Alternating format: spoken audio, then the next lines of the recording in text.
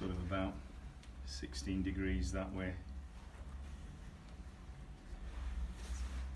Now then, what we've got is we've got two joints. We've got the ankle joint, we've got the subtalar joint. What I'm aiming to do is press directly up the leg, okay? And what we're looking for is this bisection at the back of the heel.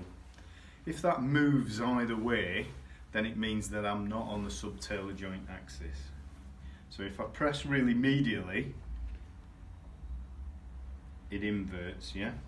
Oops. You get inversion. If I get further forward, you obviously get dorsiflexion. There's a point here where I can press, where you don't get any movement at all. That's a little bit of plantar flexion, okay? That's just behind the ankle joint. Just get it absolutely right. So the ankle joint's probably running, like we said, it runs between these two malleoli. So this will be about where the ankle joint sits. And if I press on there, you don't get plantar flexion or dorsiflexion. If I press behind, you obviously get plantar flexion. If I press in front, you get dorsiflexion. If I press on the axis, you don't get any movement. So the ankle joint's easy to imagine. Now, the subtalar joint's a little bit different. So basically, what I'm going to do, we expect it to be probably going in about here, coming out up here somewhere, I reckon, roughly. So if I press this side, we should get supination. And you see how it's inverting, yeah? So this is on this side of the subtalar joint, still supinating. I'm going to move this way now.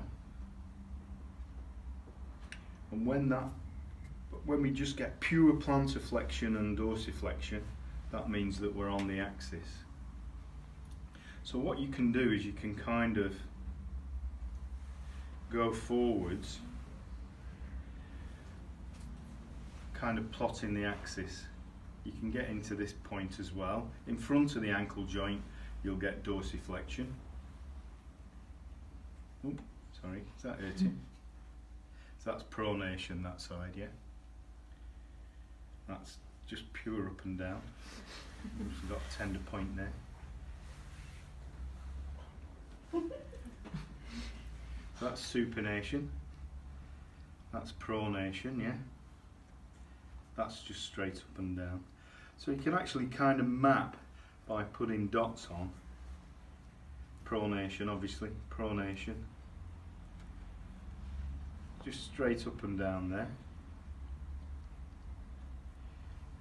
This side's supination, this side's pronation, supination, just pure dorsiflexion and plantar flexion.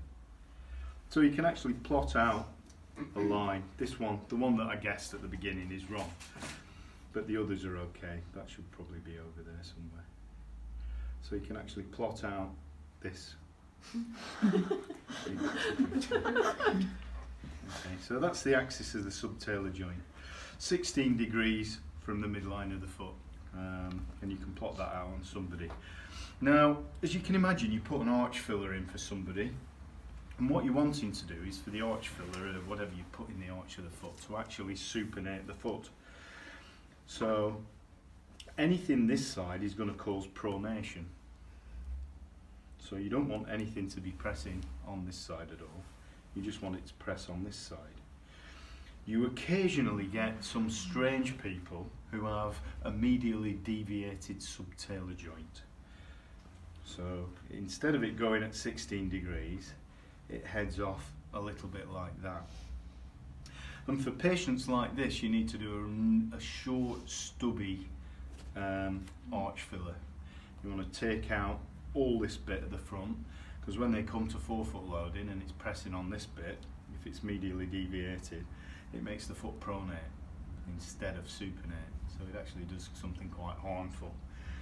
And in patients who have one of these weird axes as well, you'd actually want to modify your orthotic, and you put in sort of a plaster wash in the arch to make that front part of the arch much lower profile. So all the control for the foot is coming at the rear foot because of the weird way that the axis works. If you do a normal prescription for a patient with a medially deviated axis, it causes them more harm than good. They'll come back, it'll be worse than ever.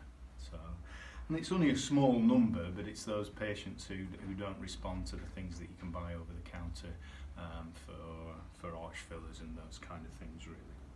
So that's kind of the subtalar joint axis. In order to do it, you've got to press just straight up, put a line on the back and see if it goes inwards and outwards, and when you get a chance, plot somebody's axis out and see if it's normal or if it's high. Just get used to feeling for these talar heads as well. And when you find in neutral, I think it's